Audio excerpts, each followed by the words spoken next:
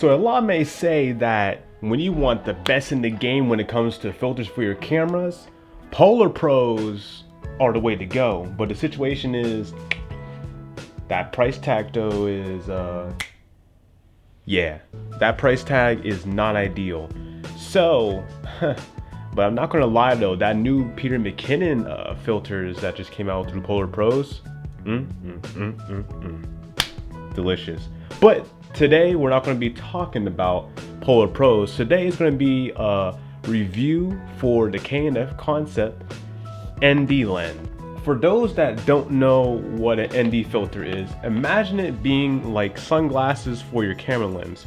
So when a subject is really overexposed, the job for the ND's filter is to darken it so that it's visible. Now to go in more in depth on what an ND filter does,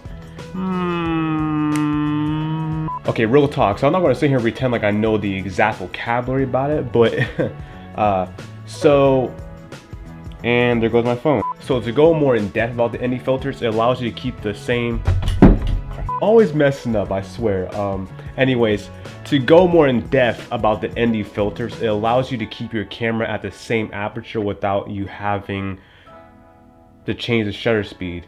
Let's say you're shooting at 24 frames per second. Double your shutter speed from the frame rate. So if your frame rate is 24 frames per second, double the shutter speed, 50 frames per second, so that it looks more the way that the human eye would see it.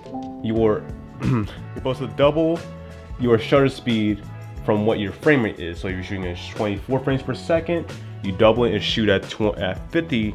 You put the shutter speed at 50. Who in the world is messaging me? You're supposed to double it and it'll be 50 frames per second. If you're shooting in 60 frames per second, you double it 120 in the shutter speed, so on, so on. Now, when you double it, I'm so sorry. I'm gonna mute that. Now, when you raise the shutter speed up, yes, the subject darkens. But the situation is, it starts to ruin that effect that you're supposed to see, that the human eye usually sees. But then when you start raising it, it starts to get that drag and it starts to ruin the quality of the video.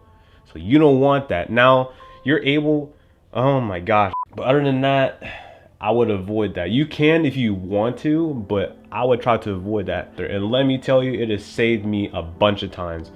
When I was shooting this one video for Entalina, and it was super bright outside, and at the time I was like, thank God I got the ND filter, because literally I was looking with, even with the monitor, I couldn't see.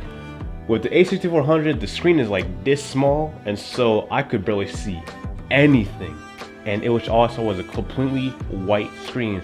But then I popped the ND filter and I was able to just see everything.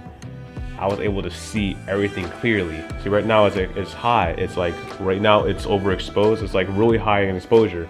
But when you pop this on, as you can see, it darkens it. That's the whole idea of what the ND filter does. I'm not gonna lie, for this price, this thing can save your life. Recently found out that there's this one thing called black mist. Let me look that up real quick. Okay, so it's called a pro mist. So basically what that does is, whenever your subject is over sharpened, it softens the subject and it gives you that the hazy effect that you get from the lights. It automatically does that with the filter. And then I found another type of filter that allows you to see through, let's say you're doing a car scene. It allows you to see through the glass without you having a reflection. Those are polarizer filters. It's a polarizer filter, that's the name. I was in blank for a second there. So for example, I recently shot a trailer for another short film I'm shooting called Lore, and I didn't have a polarizer, so I ended up just shooting it with the reflection, but it came out pretty well. I was really surprised how good the footage came out. And all these filters, man, I cannot wait to get those sets, but I'm going to be doing reviews about those next few videos ahead of time whenever I get there. So yeah, if you guys want a budget friendly and can't afford a Polar Pro, if you can, go for it. Those filters are BA, not plasticky. It's pretty well made too, and I'm really impressed by what all this ND filter can do.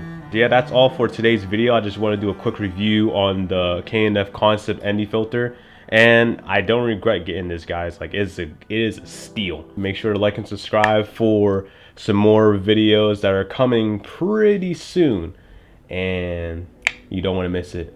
But until next time, see ya.